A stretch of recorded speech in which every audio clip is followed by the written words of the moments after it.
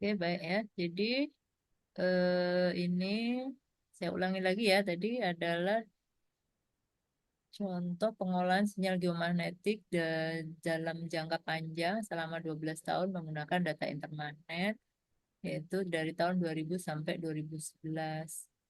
Nah, di sini menggunakan software MATLAB ya. Ini belum menggunakan AI. Nah, nanti kalau kalian Ya. yang sudah zaman sekarang bisa menggunakan AI itu mungkin bisa lebih bagus karena kita benar-benar menggunakan software ini untuk melakukan sinyal processing dan statistical toolbox ya seperti biasa. Hmm. Kemudian hasil-hasilnya masih harus diinterpretasi sendiri ya, maksudnya oleh expertnya, oleh manusia ya, yang menjustifikasi apakah ada gejala anomali atau tidak gitu ya. Jadi apakah ada anomali atau tidak itu yang menentukan siapa yang menentukan penelitinya ya expertnya ya dalam hal ini ya saya dan teman-teman gitu. Nah kalau kalian nanti mungkin menggunakan machine learning ya atau AI ya, Mhm. saja justifikasi itu dilakukan oleh mesin gitu ya. Tentunya seperti tadi ya saya sudah sampaikan mesinnya diajari dulu ya mesinnya diajari dulu supaya dia bisa membedakan yang mana anomali mana dan tidak. Kalau dia sudah mulai terampil, nah baru kita serahkan sepenuhnya ke dia ya, justifikasi. Nah, di sini terlihat bahwa apa ya gejalanya? Gejalanya adalah penurunan intensitas Ya, Mas. geomagnetik ya sebelum eh, kejadian gempa-gempa ya di Jepang ya. Kemudian ada diferensiasi sinyal ya. Diferensiasi sinyal ini belum pernah kita bahas ya di dalam perkuliahan juga belum. Nanti saya akan jelaskan. Iya, Bu. Hmm. Nah, diferensiasi sinyal ini memang tidak besar ya, tetapi cukup sih sekitar 10 nanotesla ya. Karena ini berlangsung beberapa hari, 88 hari ya. 8 hari. Langsung sejenak mungkin kita Iya. masih ragu, tapi karena berlangsungnya cukup lama selama 8 hari. Bisa jadi itu memang suatu pertanda yang bisa dikatakan pertanda untuk kejadian gempa. Kemudian kalau di Amerika, tadi di Jepang ya, kalau di Amerika itu sampai 40 hari ya. Jadi lebih panjang dari yang di Hmm. Dari Jepang. yang di Jepang. Jadi hanya 8 hari. Kemudian kalau di Indonesia itu yang ini anomalinya sendiri juga tinggi sekali ya 200 nano. Tadi kan 10 nano aja. Ini sudah 200 nano. 200 nano Tesla beberapa hari sebelum gempanya ya. Gempa. Ini tidak Hmm. disebutkan jumlah harinya berapa. Nanti kita lihat juga apakah ada atau tidak. Kemudian ini keterangan-keterangan lain yang perlu disampaikan. Oke, baik kita lihat dulu ya mengenai pendahuluannya mungkin tidak perlu saya bacakan ya, nanti silakan dibaca sendiri. Kenapa kita menggunakan metode geomagnet untuk melakukan analisa? Ini ada beberapa kejadian gempa di tempat-tempat lain juga yang sudah dilakukan analisa sebelumnya. Itu ya. Kemudian walaupun kontroversi ya, apakah itu memang benar-benar sinyal yang dikarenakan akan terjadi gempa atau sinyal karena fenomena lain ya. Selalu ada saja kontroversi seperti itu, tapi Iya. tidak menutup kemungkinan bahwa memang metode geomagnet itu bisa digunakan untuk ini ya melakukan Mitigasi. estimasi awal ya untuk Hmm. kejadian gempa. Kemudian ini data-datanya bagaimana dikumpulkan tadi ya dari Intermagnet. Ini websitenya kalian sudah biasa akses. Bahkan sekarang kalau mengakses Intermagnet itu kan cepat karena sudah bisa menggunakan Python ya. Jadi nggak seperti zaman saya dulu melakukan ini lama banget. Setiap hari harus di-download, setiap hari di-download. Kalau sekarang mau download 10 tahun gitu aja sekali duduk bisa ya. Kalian tinggal eh, itu script Python-nya itu langsung di generate sama intermagnetnya, kemudian kalian jalankan aja gitu ya script itu. Mhm. Tinggal ditinggal tidur nanti mungkin pagi-pagi sudah selesai datanya ke download. Nggak perlu ditungguin. Karena kalau kalaupun internetnya putus ya, karena misalnya kalau dulu kalau internetnya putus kan kita ngulang dari awal lagi.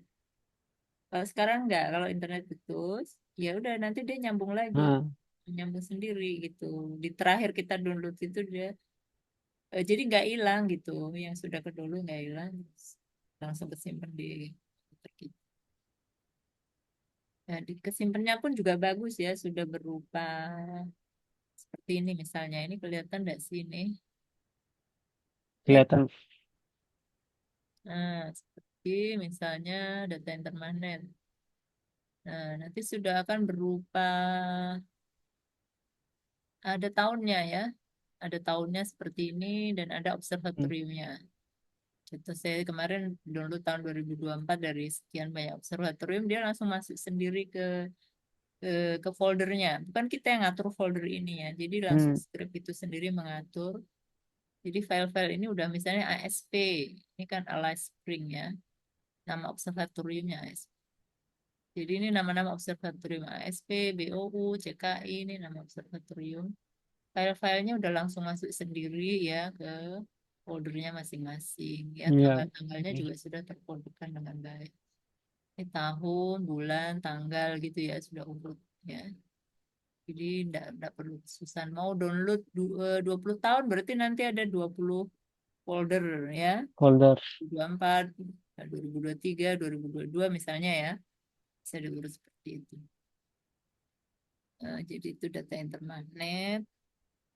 Ya kalian harus tahu data intermagnet ya, karena itu sangat berguna dan penting ya, merupakan data yang dianggap paling valid ya di dalam eh, Hmm. apa ya ya dalam saintifik geomagnet ini gitu ya, karena berasal dari seluruh belahan dunia ya data itu, dan bisa diakses secara free ya, nggak perlu bayar kan. Iya Bu ya. Terus data yang digunakan yang untuk analisa ini adalah data per menit ya, walaupun sebenarnya kalau di intermagnet itu ada pilihan ya, data per menit atau data per detik. Hmm. Kita memilih per menit ya, karena sebenarnya keterbatasan space kita sendiri ya untuk menyimpan data per detik, kan berarti setiap 1 detik diambil. Jadi sehari aja udah berapa baris data itu. Kalau diolah nanti juga kadang-kadang kerepotan sendiri kita ngolahnya karena sangat banyak datanya. Jadi data per menit. Ini contohnya ya, data per menit kan kalian juga pernah download. Jadi mungkin yang ini coba yang ASP. Nah, data per menit aja itu sudah sekian baris ya sehari ya, karena ini misalnya jam 2.45, nanti jam 2.46, jam 2.47. Ini kan per menit ya. Iya Bu. Baru jam 2 ini baru jam. Ini kalau sampai ke bawah ini baru jam 23.59. Jadi berapa baris sehari aja ya? 24 jam kali 60. Ya. Kalau per detik berarti kali 60 lagi ya, 24 kali 60 kali 60. Banyak sekali jumlah datanya.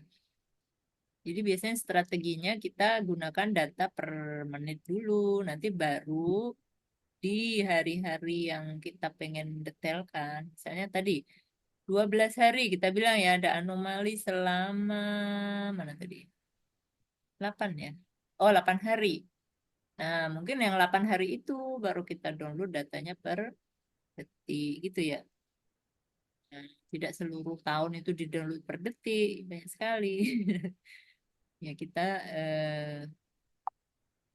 sortir dulu ya menggunakan data per menit ini, baru di hari-hari yang kita anggap anomali itu, situlah mungkin kita download data per detiknya untuk meyakinkan. Gitu Hmm. ya.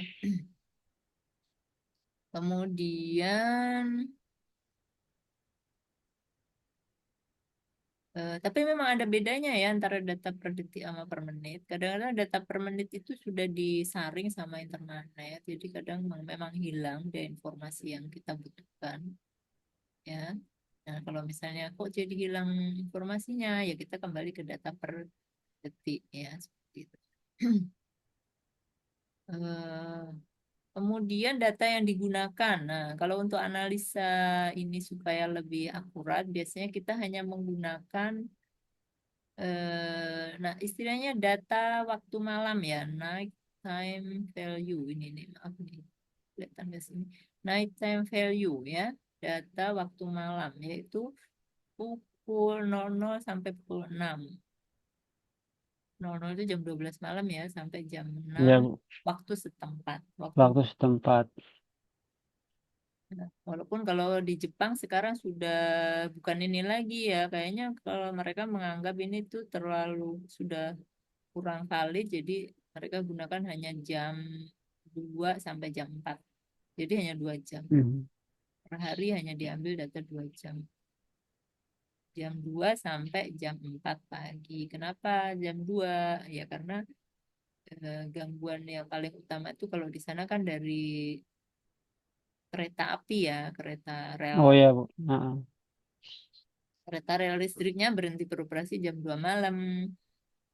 Nanti jam 4 pagi dia sudah mulai lagi beroperasi. Jadi data yang benar-benar bersih menurut mereka hanya jam 2 sampai jam 4. Di luar itu udah nggak mereka gunakan. Nah, kalau waktu yang kita olah ini zaman tahun segitu ya, tahun berapa sih tadi? 2013 ya 2000. atau 2011 ini. Ini Hmm. masih mungkin masih bisa digunakan. Jam 00 sampai jam 6 ya. Kemudian setelah itu digunakan MATLAB untuk melakukan sinyal processing dan statistik ya untuk memfilter data malam, kemudian memprosesnya menggunakan metode diferensiasi dan moving average. Ya, diferensiasi. Nah, ini seperti apa sih metode diferensiasi? Nanti akan kita gambarkan di bawah ya. Eh, ini lanjutannya lagi setelah dilakukan metode diferensiasi di sebentar. Ini alasannya kenapa menggunakan diferensiasi ya, itu untuk menghilangkan pengaruh-pengaruh variasi harian, kemudian sinyal-sinyal dari ionosfer dan magnetosfer, dan eh, juga mengeliminasi variasi sekuler ya. Eh, Kemudian setelah dilakukan, sebentar mana?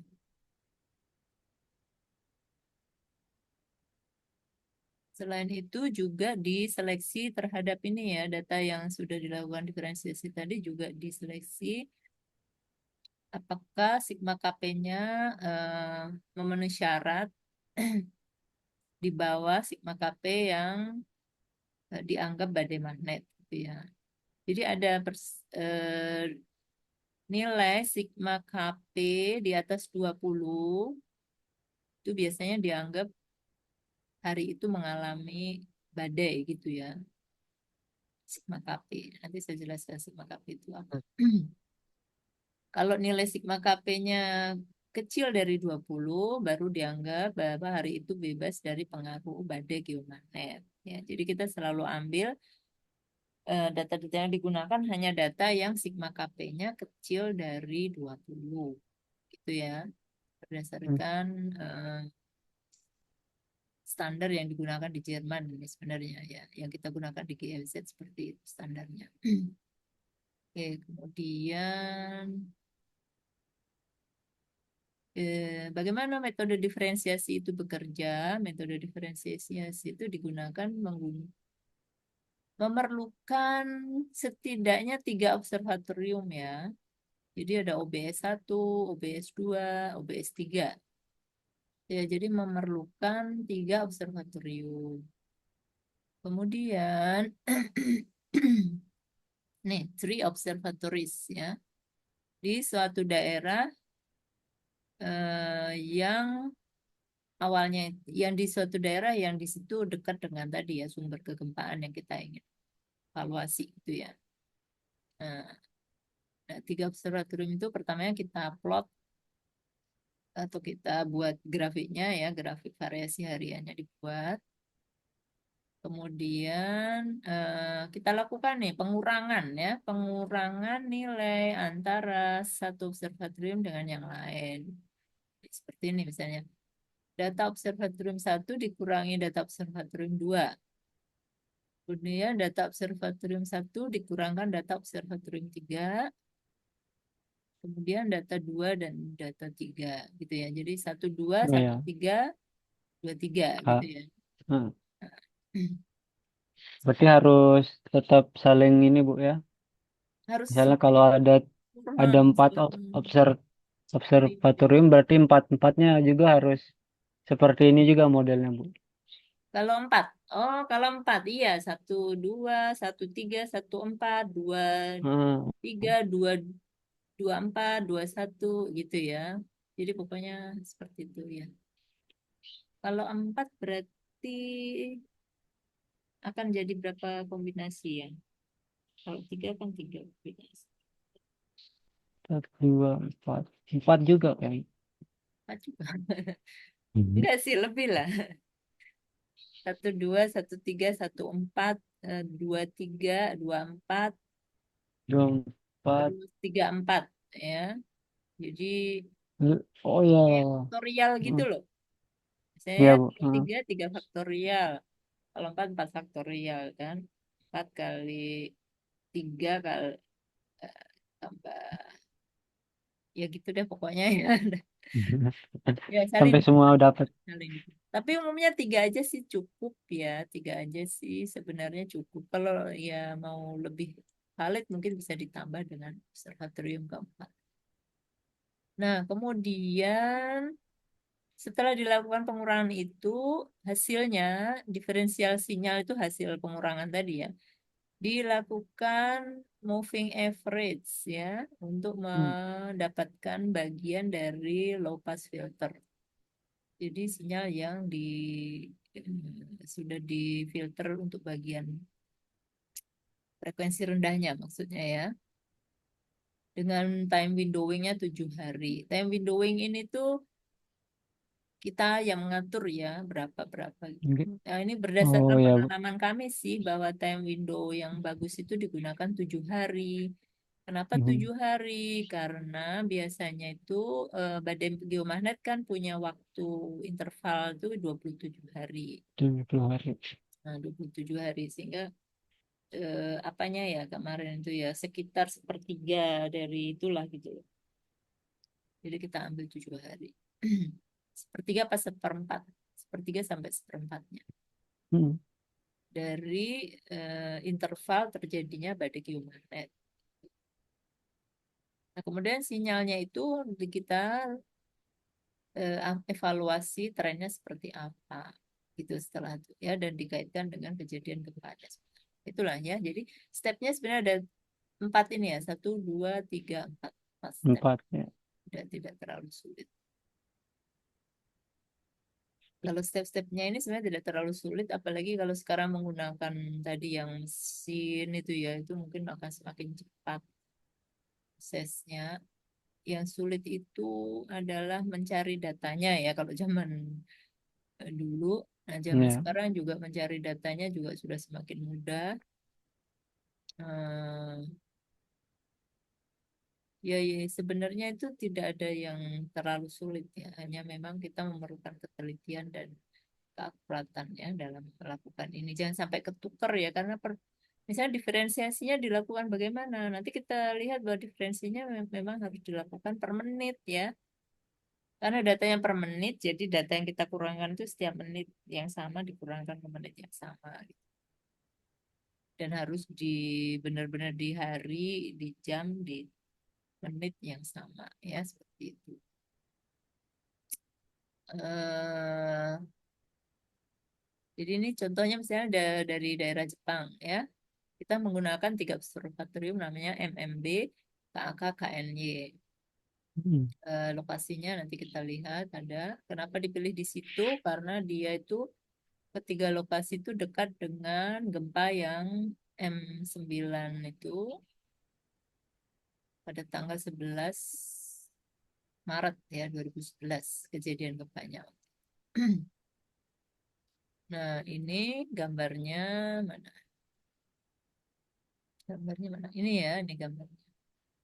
Ini gempanya di sini ya di Honshu ini kan ya. Oh ya, ya. Tohoku, Tohoku ya gambar Tohoku.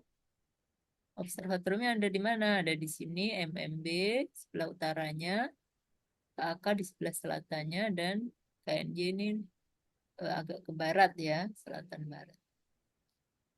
Ini cukup ideal sih ya. Sebenarnya yang paling ideal itu kalau gempanya ini di tengah-tengah tiga, jadi mungkin kayak segitiga gitu. Ya. Tapi walaupun begitu ini lumayan lah ya.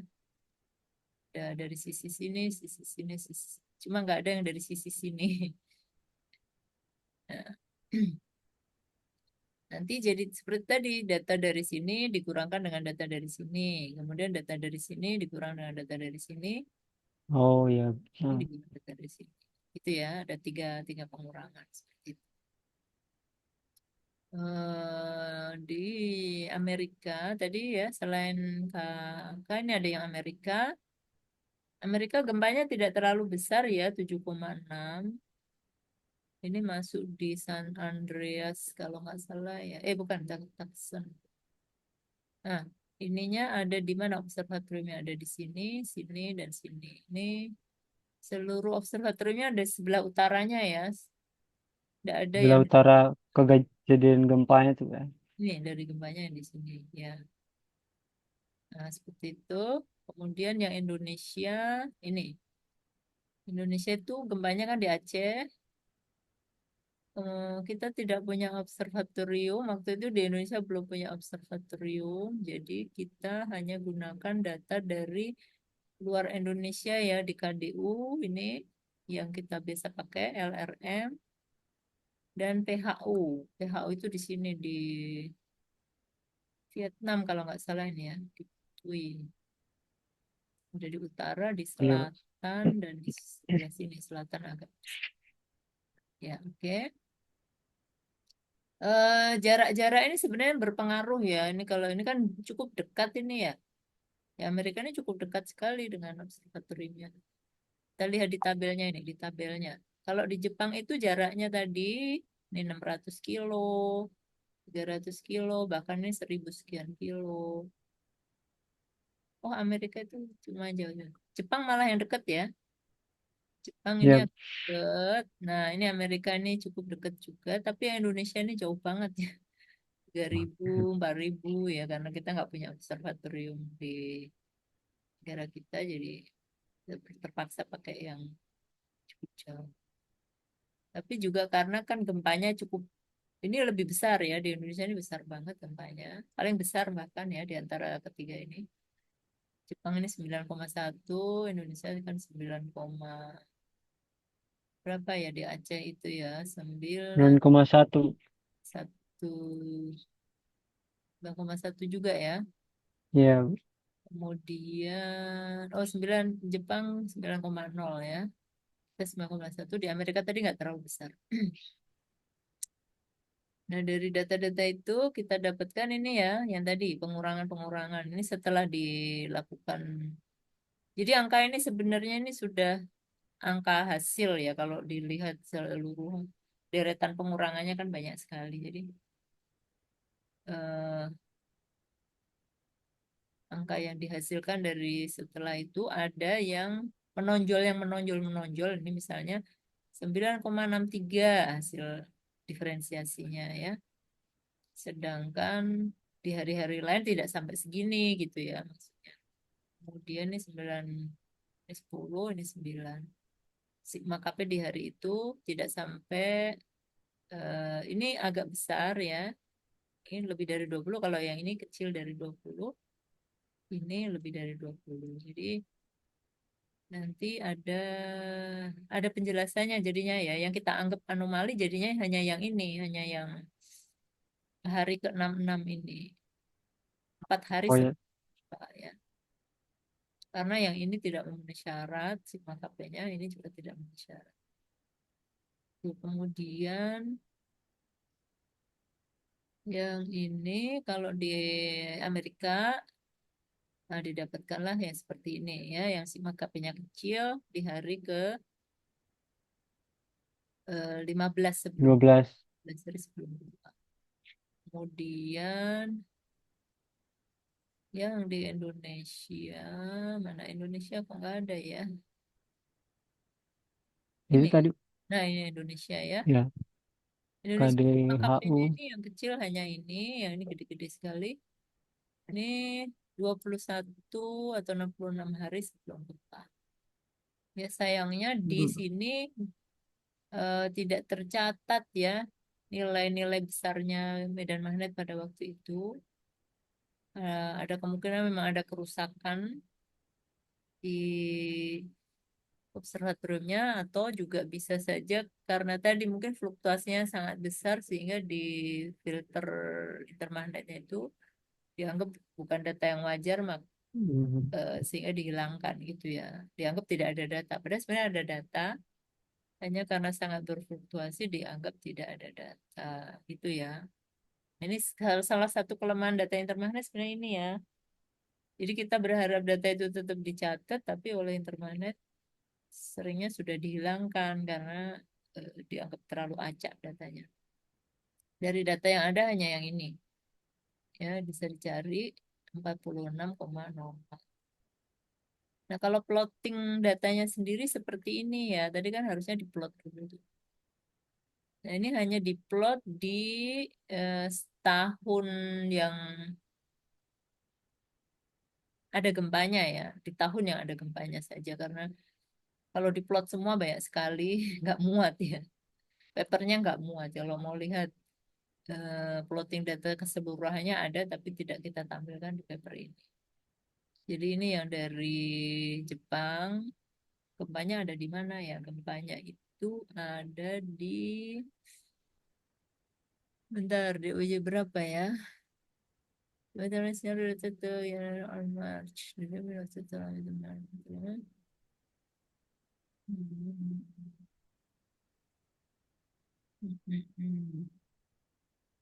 Bentar ini pokoknya data selama eh itu ya tahun yang ada gempanya itu. Kemudian kita lihat ini observatorium MMB seperti ini, KAK seperti ini, KNY seperti ini. Kalau dilihat sepintas kelihatannya mirip semua ya.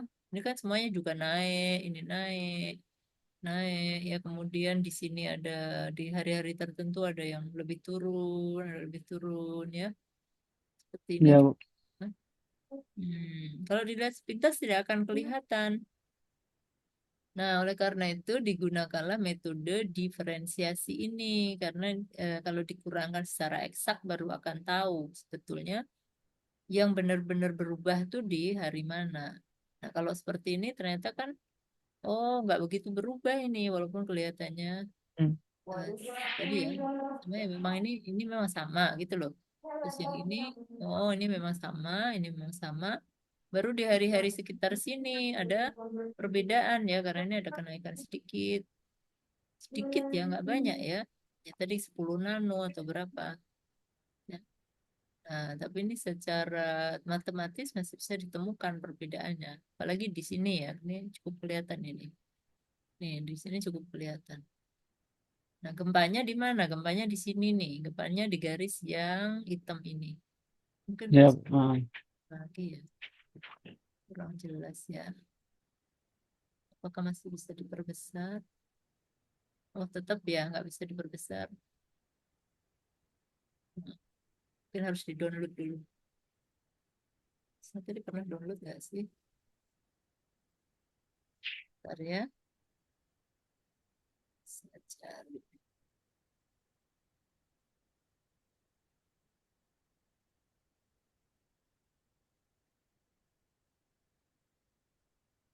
Punya dari itu. Sesitter saya real time realnya really digital possible influence. Possible influence. Oh ini dari sini kayaknya. Supaya bisa dibesarkan grafiknya maksud saya mungkin harus di download dulu. Ini Jepang, nah ini dia ya. Kita lihat di sini agak lebih beda. Nah, ini ya. Jadi kita mungkin fokus di sekitaran kejadian. hari. Nah, jadi gini. Lebih besar ya, Bu? Kok jadi titik-titik? Yang ini dia. Hmm. Eh, nggak tahu ini resolusi layar saya apa. Nah, ini ya, gempanya kan di sini nih, hari ke-69. Nah, tadi ya, kalau ternyata Oh dilihat ya, di moving average-nya ini kan nggak terlalu kelihatan di hari-hari lain ya perbedaannya. Tapi begitu di beberapa hari sekitaran gempa ini, 8 hari tadi ya, nah mendekati ya. ini dia ada cukup bergejolak ya di sini ya. Kelihatan seperti itu. Nah, setelah gempa biasanya masih ada sedikit gejolak juga. Ya, Tapi tidak seperti yang sebelumnya. Ini mungkin di sini sebenarnya ada aftershock juga ya. Ini kita lupa analisa. Biasanya kalau setelah gempa besar itu ada aja aftershock. Jadi mungkin di sini ada gempa lagi. Di sini mungkin masih ada gempa itu beberapa. Nah, kaitan dengan KP tadi ini kita plotkan ya yang di atas 20 ini kita anggap bukan kayak di sini memang ada perubahan, tapi kan ini KP-nya 20 jadi kita nggak anggap. Ya. Di sini juga mungkin mana ada perubahan di sekitaran di sini misalnya. Oh, berarti ini bukan. Tapi ini cukup kecil ya. Hari-hari yang lain ini ketika berubah di sini, KP-nya cukup kecil. Kecil dari 20. Sehingga ini kemungkinan memang berasosiasi dengan apanya gitu ya. Oh, yang di sini tadi. Di sini nih, oh salah saya ya. Yang ini karena KP-nya besar. Ini bukan karena gempa ini. Ini karena badai geomagnet ya kalau HP-nya sebesar itu. Termasuk yang di sini. Ya, ini nggak bisa kita katakan karena gempa. Gitu ya. Oke. Kemudian ini Jepang ya. Yang lain mana? Jepang. Ini Amerika. Amerika, nah ini ada beberapa sinyal terdeteksi sebelum gempanya di sini. Walaupun 7,6 ini juga jangka waktunya lama. Ya. Mungkin saja sebenarnya di sebelum hari ini juga banyak gempa-gempa kecil ya. Hanya saja oh ya, Bu. kita Nah, report. Makanya ini cukup, cukup banyak sinyal yang bisa ditangkap di Amerika ini. Kemudian kalau di Indonesia, ini di Indonesia gempanya di sini, kemudian di sini ya. Di sini. Ini sayangnya tidak ada data ini. Di beberapa bulan sebelumnya ini nggak ada data sehingga nggak bisa dianalisa ya. Padahal ini sebenarnya penting. Kalau ada data mhm. kita cari.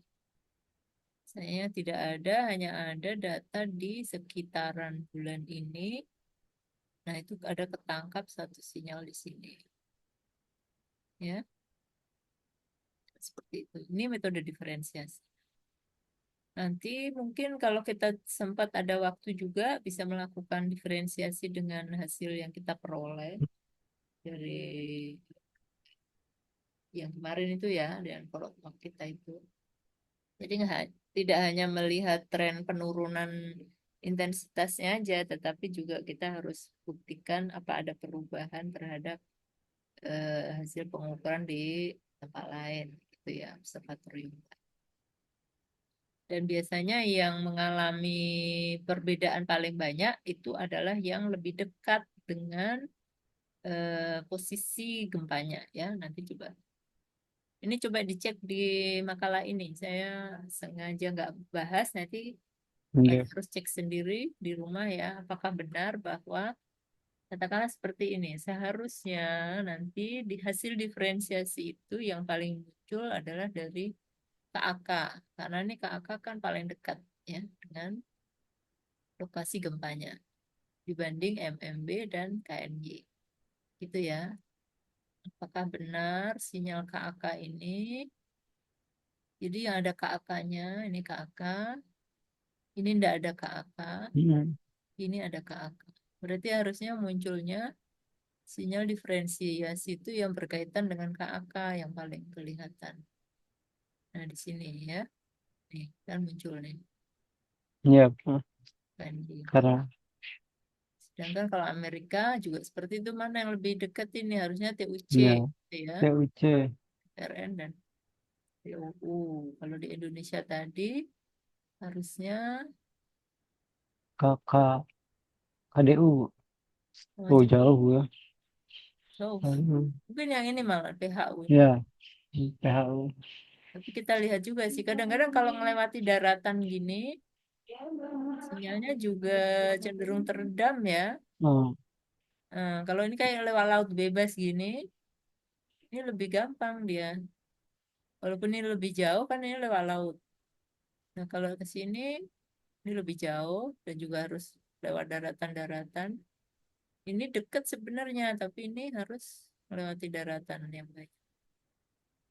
Ya bisa jadi kalau gelombang elektromagnet itu kan mengalami peredaman juga eh, terkait dengan medium, medium yang dilewati ya. Gitu.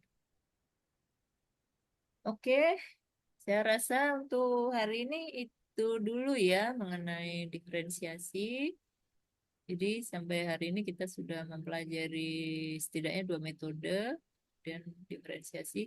Kita sudah tunjukkan metode diferensiasi untuk beberapa gempa besar ini bisa dilakukan ya ya, di pengalaman di tahun-tahun yang ini. Nah, nanti kita kalau punya data lebih banyak sampai tahun 2024 barangkali bisa melanjutkan seperti ini untuk gempa-gempa yang di antara tahun 2011 sampai 2024 sekarang. Ada banyak sebenarnya kalau mau dilakukan ya. Memang membutuhkan apa namanya waktu ya, membutuhkan waktu dan ketelitian ya untuk melakukan. Gimana ada komentar mungkin dari Lazarus sebelum kita akhiri? oke Bu. Kalau yang tadi Bu izin yang apa? Apakah data yang kita download tadi di inter intermagnet tadi dulu, yang Ibu maksud yang di jurnal ini, apakah dia langsung datanya ditampilin langsung seperti grafik yang tadi itu Bu ya? Di grafik Grup, pertama ya, pertama ditampil ya. di yang ini. Nah, ya, ya itu maksudnya Bu. Ya, Apakah kita harus olah lagi atau dia langsung tertampil seperti ini Bu? kalau menggunakan Tampilannya. lab sih dia harus kita create scriptnya dulu. Scriptnya di-create, kemudian ini sumbu-sumbunya ini kita yang menetapkan, sumbunya maunya bagaimana. Misalnya dia membaca di UY kan ini. Terus ini yang membaca nilai intensitasnya. Nah itu kalau kemarin pakai bantuan AI itu Mhm. coba nanti tanya ke Ramdhani ya gimana cara itu dia juga bisa menggrafikkan kok si apa itu ChatGPT itu bisa membuat grafik juga. Sebenarnya dari intermagnet pun misalnya kalau kita download data intermagnet itu sebentar ya saya coba cari itu juga kita bisa langsung dapatkan grafik ya. Ini kan grafik yang saya download dari intermagnet. Nah, ini kan dari intermagnet. Tanggal ini. Kalau kita nggak sempat menggrafikkan Mhm. pakai grafiknya intermagnetnya aja udah bisa. Setahun misalnya. Bisa kok dia menggrafikkan setahun. Bisa. Ya. Nah, cuma kuantitas-kuantitas yang tadi itu kita memang harus hitung. Karena intermagnet nggak bisa menghitungkan ya. Ya Intermagnet Bu nggak ya. bisa menghitungkan diferensiasi observatorium satu dengan yang lain. Belum ada fasilitasnya maksudnya. Mungkin suatu saat akan ada, tapi sementara ini belum ada. Hanya bisa menampilkan data tiap observatorium dan grafiknya. Tuh. No.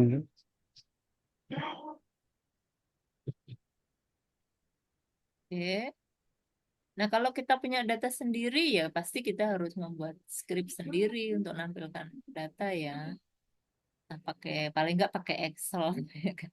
Hmm. Tapi kalau datanya banyak kan nggak mau Excelnya ya, hanya berapa baris saja dia.